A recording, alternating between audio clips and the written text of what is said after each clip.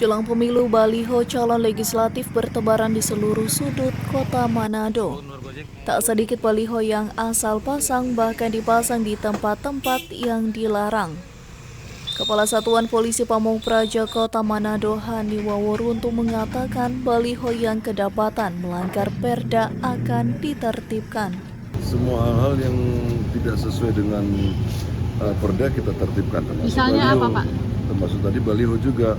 Nah, baliho itu kita tertibkan apabila dia tidak diletakkan atau ditempatkan pada tempat-tempat yang diperbolehkan, ya. Misalnya di sekolah, di perkantoran, tempat-tempat ibadah itu tidak diperbolehkan.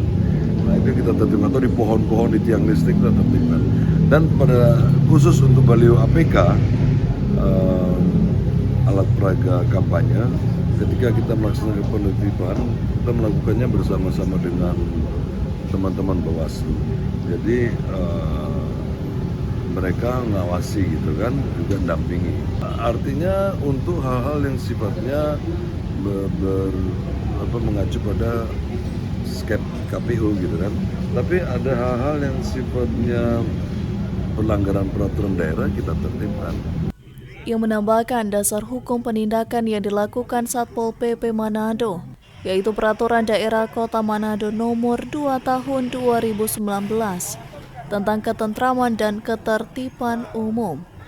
Ia pun mengimbau caleg agar tidak memasang baliho di persekolahan, perkantoran, tempat ibadah, serta di pepohonan dan tiang listrik. Tim Liputan Kawanua TV melaporkan.